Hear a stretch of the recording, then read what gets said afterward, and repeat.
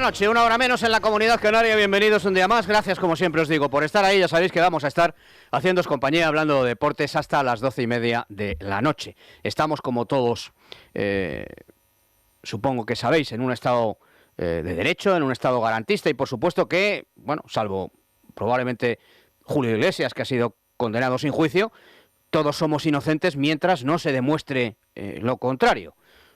Nuestro cantante más internacional no tiene derechos y nada más salir esas acusaciones de abusos sexuales que ahora parecen caerse por su propio peso. La izquierda radical pedía que el Ayuntamiento de Madrid o la Comunidad de Madrid borraran su nombre de cualquier calle o plaza que tuviera que ver con la capital de España, pero, salvo Julio Iglesias, el resto pues somos inocentes mientras no se demuestre lo contrario. Pero ya digo que eso solo tiene que ver con Julio, que al ser tan exitoso y sobre todo al tener mucha pasta es como Satanás para Podemos o para Izquierda Unida. En el resto de los casos, y a excepción del autor de Soy un truán, soy un señor o de Niña a mujer, todos somos inocentes, insisto, mientras no se demuestre lo contrario. También es inocente, por supuesto, José María Enríquez Negreira, que tiene abogados a su disposición, supongo que letrados bastante competentes y que, si lo son, si son inteligentes, tratarán, por supuesto, naturalmente, de utilizar todos y cada uno de los mecanismos de defensa que estén a su alcance para que su cliente salga del engorro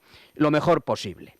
Lo último, lo último que ha esgrimido la defensa de Enríquez Negreira es que su cliente requiere de un nuevo reconocimiento médico que pase su deterioro cognitivo del grado leve, entre comillas, al grado, que este es un tecnicismo, GDS5, correspondiente a una demencia moderada.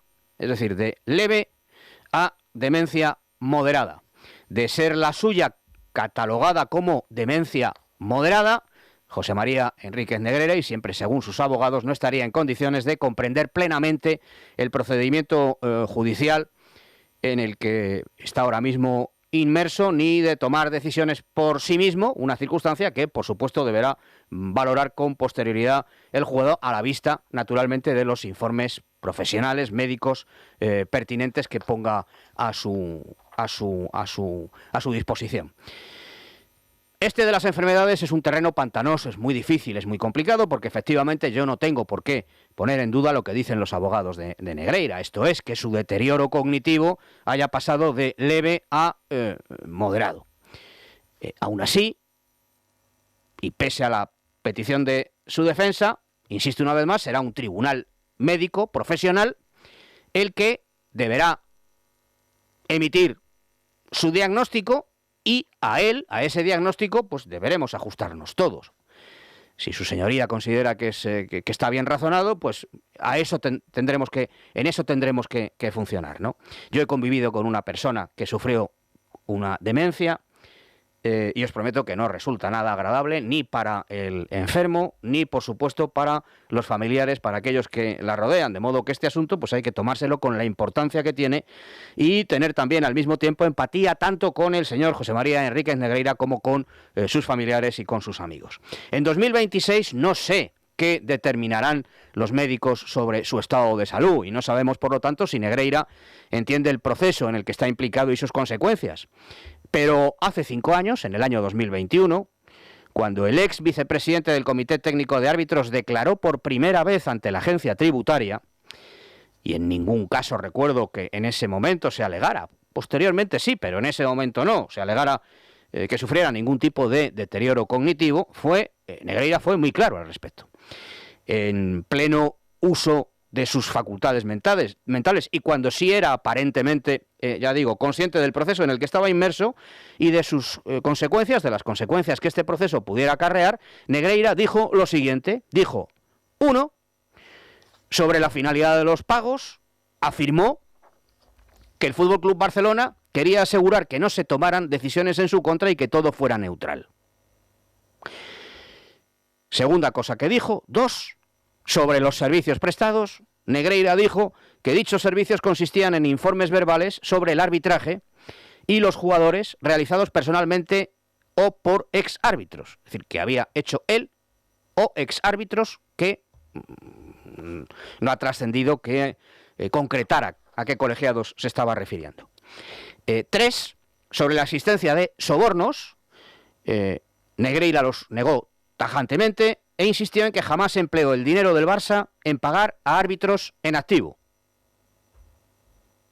que estuvieran pitando partidos en ese momento. Y 4, sobre la justificación de los pagos, dijo que cobraba por asesoramiento técnico, no por influir en los resultados, insistiendo en que lo que pretendía el club en cuestión, el Fútbol Club Barcelona, era protegerse.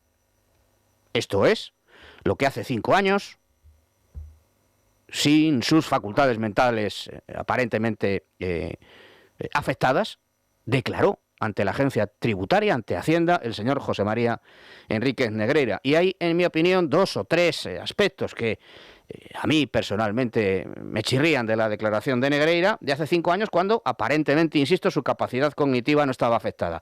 Y son los siguientes. Un club de fútbol que pagaba por unos informes técnicos, es decir, este árbitro va por aquí, este árbitro va por allá, pagaba por informes técnicos, cuidado con este, que es más presto a sacar cartulinas, no habléis con este otro, a este sí le podéis interpelar. Un club de fútbol que pagaba por unos informes técnicos, pero lo hacía para asegurarse de que no se tomaran decisiones en su contra y todo fuera neutral.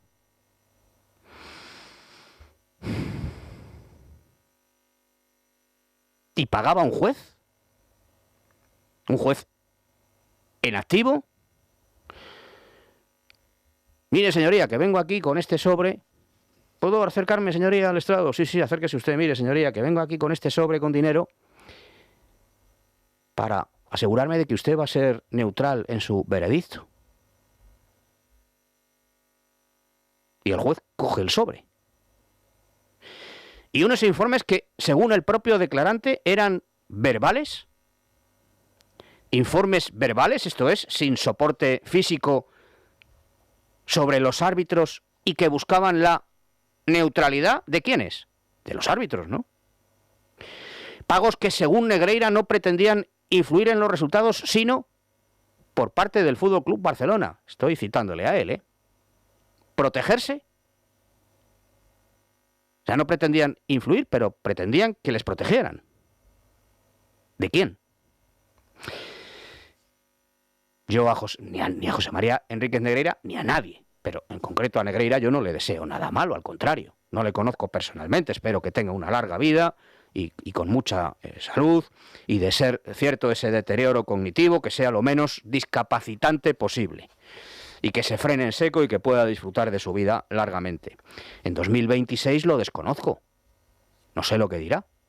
No sé si sus abogados tendrán o no tendrán razón, si los médicos avalarán o no esa petición de sus abogados, pero en 2021, hace 5 años, cuando el ex vicepresidente arbitral declaró todo esto ante la agencia tributaria, nadie, recuerdo, que alegara, con posterioridad sí, pero en ese momento no recuerdo que nadie alegara que Negreira no tuviera capacidad para discernir con claridad el proceso en el que se encontraba inmerso y no supiera distinguir su responsabilidad en el mismo.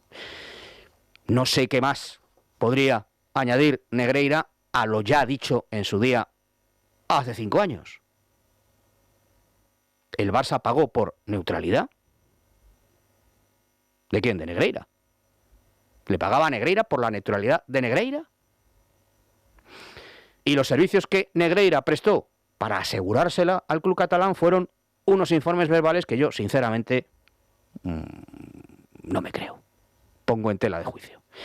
Lo que siempre, según Negreira, buscaba el Barça era protegerse.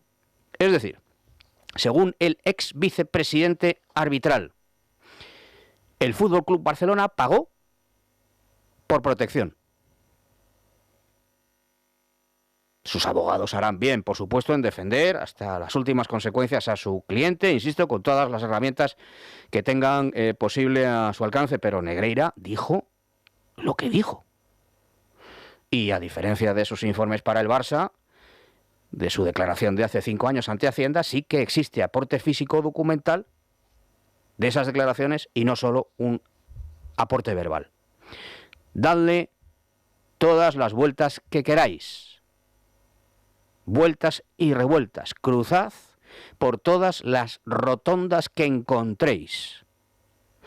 Pero la verdad es una, y esa no la vais a poder manipular jamás. 11 sobre las 11, empezamos. El primer palo, con Juanma Rodríguez.